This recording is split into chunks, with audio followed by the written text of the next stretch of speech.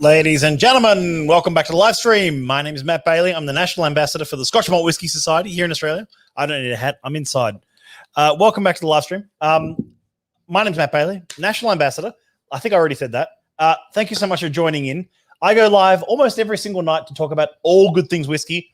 And I said last week before Outturn, before Friday's Outturn, I think it was on the Thursday night, I was doing a final rundown of some of the tips and tricks for Outturn. I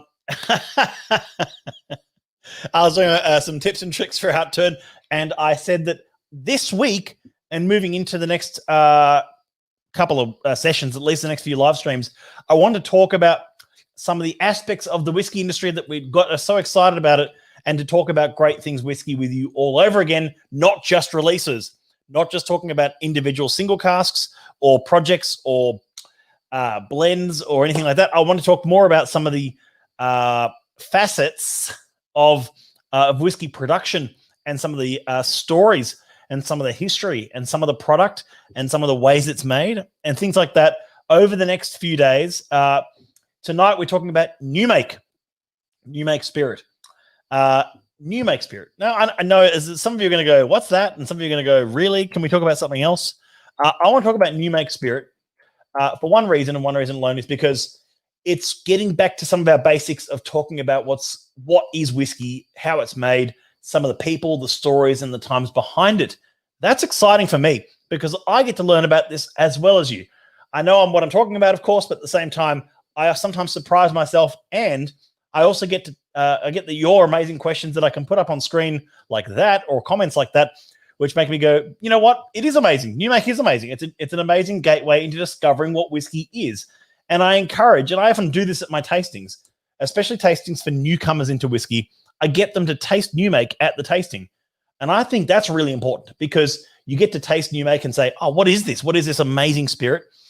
Why does it taste like the way it does? And there's only ever two responses for newcomers to new make. And that is either, and I've got some in the glass here, they either go, or they go, ooh. So there's only two main responses, and those are the two.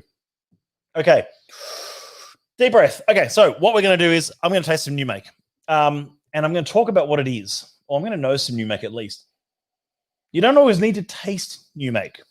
You can learn a lot from the nose of a spirit. When you're nosing spirit, if you're nosing spirit in a bottle or you're nosing new make in a glass, or however you're doing it, nosing is sometimes, for me and many others, is like 80% of the story, 90% of the story. You can learn so much about what's going on literally from the core spirit of where it comes from.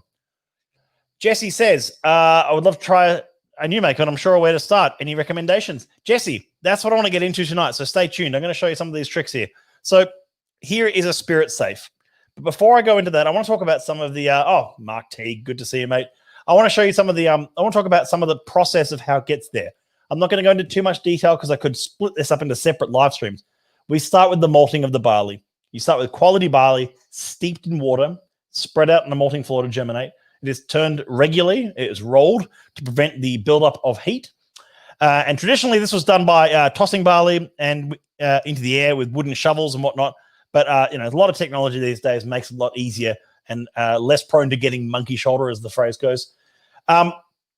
During the process of malting, the enzymes are activated, which convert the starch into sugar when mashing takes place.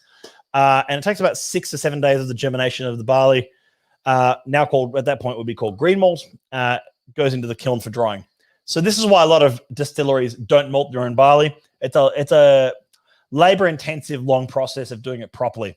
But when they do it well, it can be fantastic. There are a few distilleries out there in Scotland and elsewhere in the world that do their own floor maltings. The mashing comes next. The dried malt is put in is ground. Sorry, the dried malt is ground into a coarse flour or grist, which is mixed with the water in the mash tun. The water is added over usually 3 stages, getting hotter as it goes, almost the boiling point, but not quite. The mash is stirred, then of course helping to convert the starches to sugar, and after mashing, the sweet sugary liquid is known as wort. Then we have the fermentation, the third stage. The fermentation, of course, is where the wort is cooled to about 20 degrees and pumped into washbacks where yeast is added and fermentation begins. The fermentation process usually lasts for depending on the distillery, anywhere from as little as 40 hours all the way up to 72. A couple of distilleries used to do 80 and 90-hour runs, so they do go for some time as well. Generally speaking, a shorter ferment means a nuttier, more savory spirit, and a longer ferment often means a fruitier and I'm just going to say fruitier spirit. Nutty versus fruity often, but it doesn't always work. It's very, very dependent on all the factors, all the ingredients that go in. And then, of course, it goes. I'm going to bring up the next photo. It goes into the pot stills. There's some spirit safe. Goes into the pot stills. There's a spirit still from one of my favorite distilleries, Glenmorangie. And that pot still affects the character of the individual malt whiskey that it's making. The shape and size and direct and line arm shape and size of the whole still. Slow? Is it a slow distillation run? Is it a fast run? All those kind of things. Do they use shell and tube? Do they for condensers, or do they use worm tubs? All those kinds of things, which I won't go into too much detail now. But what comes off those stills at the end is the distillate, and that distillate comes off comes off the still and creates a new make. There it is. Creates a white spirit, a new make spirit. Evening, everyone, from Darren Howie. Good to see you, mate. Krisner's the guy doing our this is the chocolate expert that we had a chat with last week. If you missed that, you've got to get on it. It's on our YouTube channel or on our Facebook group. And we are doing our whiskey and chocolate pairings with him. He's mid-preparation this week, which is very exciting. I'm sure it's just as hot in Brisbane as it is in Sydney tonight. Definitely T-shirt and shorts weather. And no, I'm not showing you wearing shorts. I have the whitest legs on earth. Friends of mine know that. Evening to Patrick Bruckner. Good morning / evening, Matt, or from all in Gothenburg. And smoking you make is fantastic. Gary, it depends on where it's from. I completely agree with you in principle. Smoking you make definitely counts for where it's from.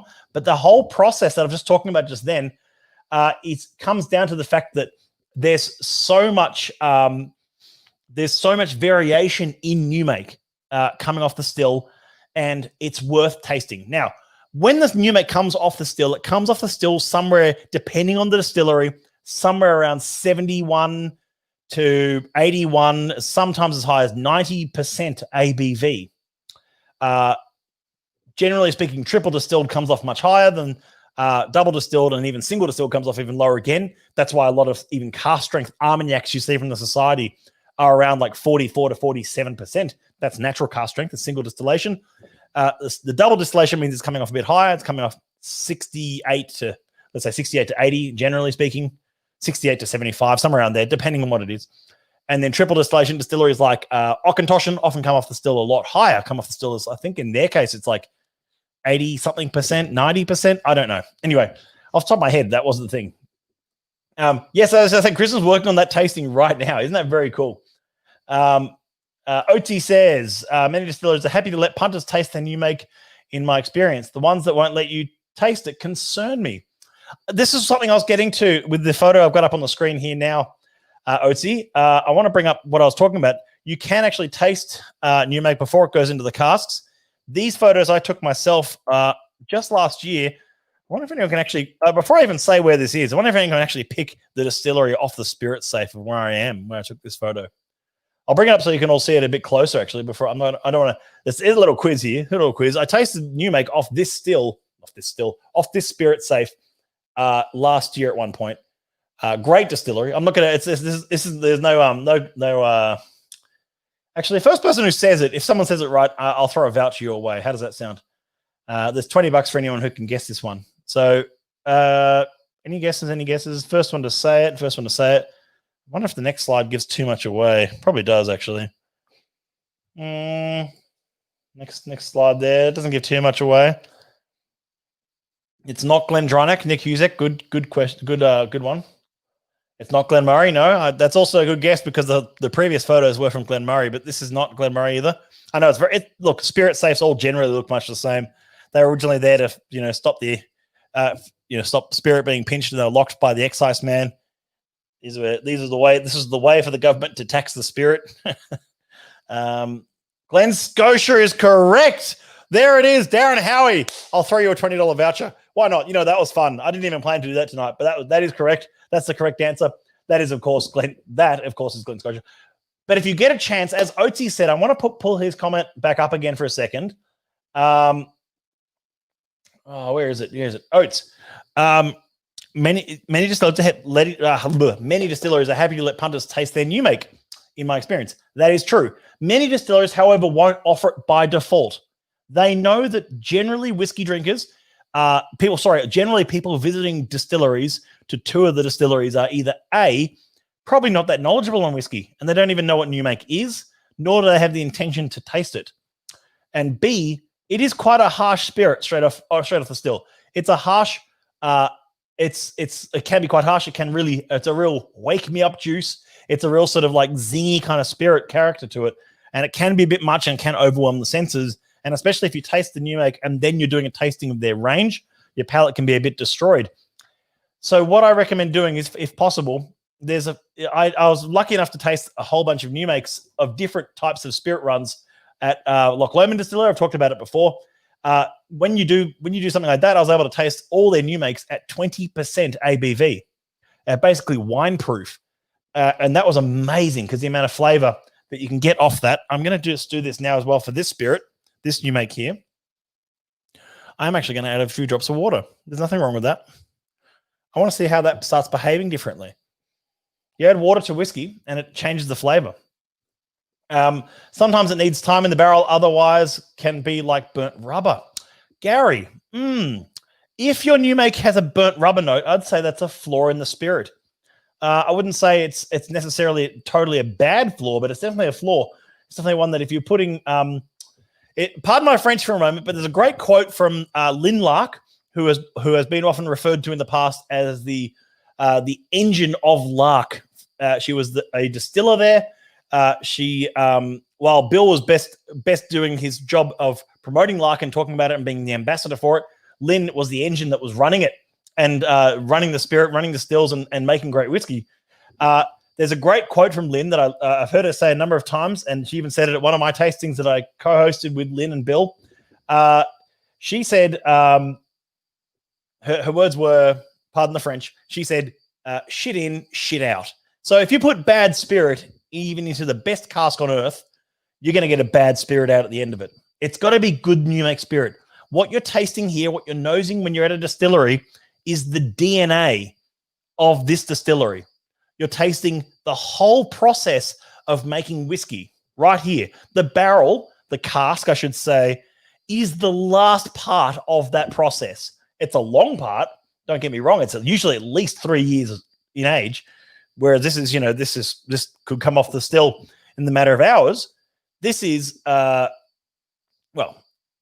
excluding ferment and whatnot, but this is what you're tasting here and nosing here is the DNA of that whiskey. And that's what's hugely important. So tasting new make and nosing new make, if you get the opportunity to, can give you an impression of that distillery's DNA, what they aim to do, why they're doing what they're doing. That, for me, is an experience that can't be beat. That's really exciting. So that's just my 2 cents on that one.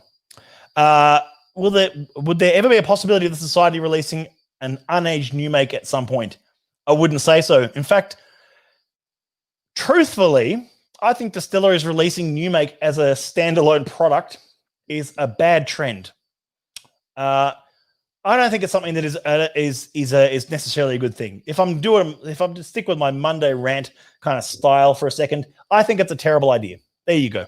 I think releasing new make as a standalone, generally speaking, is a terrible idea. I say generally is because the spirit I'm tasting right now was released as a standalone. It was an Arturo 6-malt new make. This is a bit innovative, though. This is a bit different. This is something that no other distiller in Australia was doing when they released that. Now, many have copied them. So that was also a one-off project. I think releasing new make, first of all, it just means less spirit being matured from them, so less good spirit later down the track. And also I don't think it's a very versatile spirit by itself. And even mixed in with cocktails and things, I think it's a bit sort of lost, and you're better off relying on vodka instead or something. Hope that answers your question. Jesse says, does this make watered down new make / white dog essentially a cheapened experience? No, I don't think it cheapens it by watering it down. I hope that's what you meant, Jesse. I think by watering it down, you actually get a lot more of the aromas and flavors, just like you do in a good whiskey. Having a new make as you speak, Joe Signature Ale Malt. Fantastic, Chris. And as I said, like tasting new make. Thank you, Chris Reed, for that comment. Tasting new make is important. It's important as a whiskey enthusiast, though. If you want to learn more about a distillery, when you do a distillery tour, as sort of OT mentioned before, I strongly encourage you to be polite and ask if you are able to taste the new make, please. I think that's really important because it sort of gives you the whole sort of the full experience of the distillery's DNA, of their spirit, of their wash, of their barley, and you get to taste all the elements of those ingredients coming together. Some new makes taste really barley rich, really oily, really mouth coating. Some are really dry and vapid and quick and evaporative. One isn't better than the other. They're just different stylistically. And by that stylistic choice, will shape their spirit regardless of the cask they put it in. They would have to let it sit in a active first fill sherry butt for 20 years for it to really lose all that spirit character. And even then, as I've said before, why bother? Just drink whiskey instead of whiskey flavored sherry. There we go. Yes. So some great comments and questions coming through. New make 81%. Thank you, Patrick. I knew I was close. Come on, I was pretty close. Have you tried new make and Red Bull? No, because I'm not a masochist. Yamazaki, you can buy new make at the bar for $5 a gram. You know what? I would thoroughly recommend doing so. It's worth a taste. You get an excellent profile and indicator of that distillery's DNA. It's the whole first 5 stages of making a whiskey right there in your glass, but without the wood. And I think that's fantastic. I'm just going to put this here for a second. And some distilleries sell bottles of new make, but they don't make it part of their core range. It's not like I can walk in and buy Glenlivet 12, 15, 18 new make. And I'm glad that I can't. I think it'll just detract from the whole experience. And let's be honest, most consumers wouldn't get it. They wouldn't understand why that exists. And I don't think it'd be a very popular product, to be honest. Not to get too deep into tax law, but distilleries need to pay distilleries need to pay excise on any spirit they produce. That's right. Yes, that is correct, Nick. They pay excise. We pay the same excise at the society as you would if you're making it here, if you're making it in Scotland. The Australia excise applies on that spirit produced. That's correct.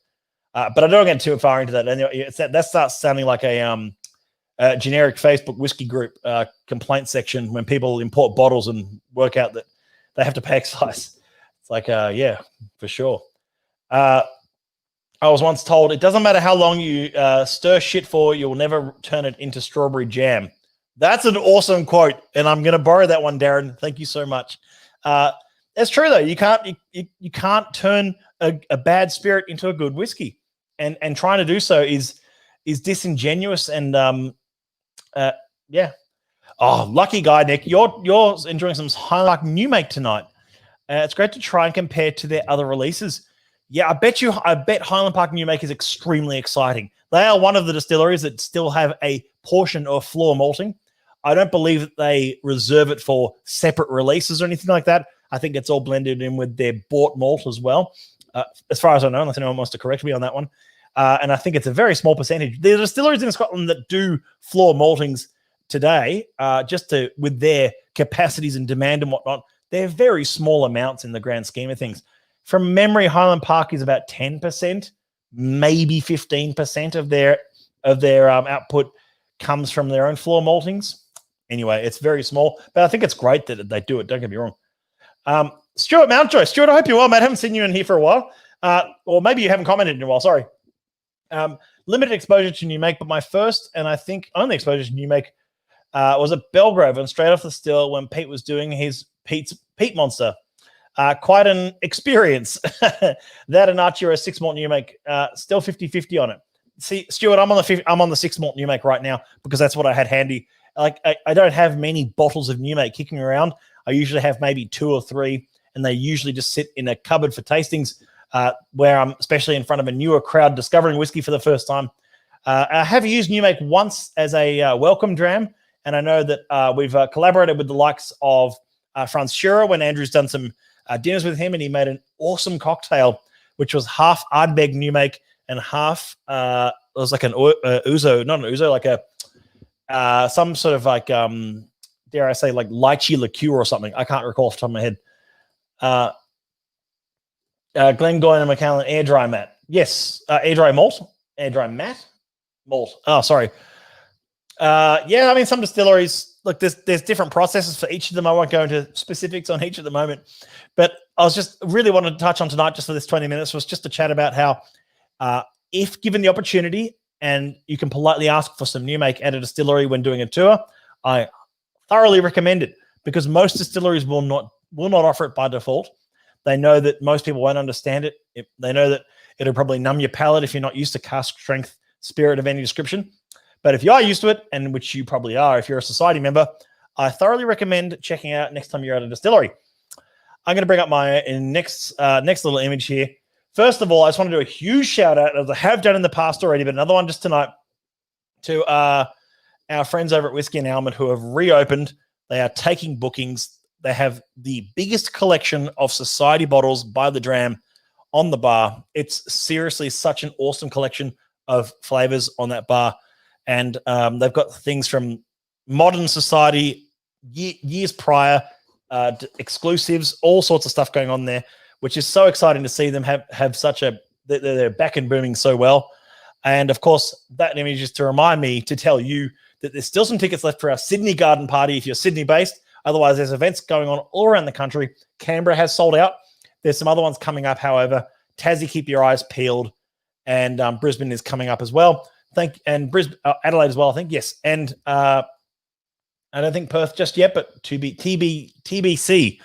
And I yeah, that was all I had to go through tonight, really. I want to thank you all again for coming along this ride, discovering a few things with me, talking the basics of new make tonight.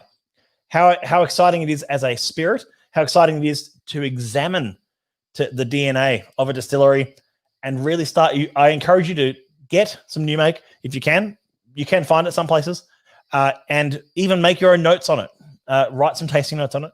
It's a great way for you to expand your palate, expand your learning of whiskey, and discover the flavor that is the pillars of what makes the finished product, which is just the top of the pyramid. The rest of it is down the bottom, is the foundations. This is the foundation of where whiskey comes from, and it's clear and it's lovely and it's enjoyable, and it's a way for you to, like I say, examine the DNA of a distillery. And great new make usually means a great finished product. So if your new make is coming off the still, if you're tasting new make from some distilleries, won't say who, but if you are tasting new make from some distilleries and it comes off a bit rubbery, or it comes off like a burnt matchsticks, or if it comes off tasting almost nosing a bit butyric, a bit baby vomity, that's not a great new make. So they'll always find ways to examine and improve on and see what went wrong and see what went right. But it often takes years and years. Most distilleries take years to get it right. So maybe my little Monday rant add on to that comment is, don't get too excited by first releases. Maybe, anyway, because they can often be a bit crazy. Thanks again. Thank you, everyone who's been watching along. And I will see you all again tomorrow. Tomorrow night is a very special live stream with a very special live guest to find out who's going to be on with me live in the office here with me tomorrow night. Keep an eye on our Facebook page, group, YouTube, and I'll see you all there. He's been on before. You're going to love it. He's the nerdiest whiskey book hunter there is. That's the biggest clue you could possibly ever ask for. In the meantime, I'll see you all soon. Slanjava.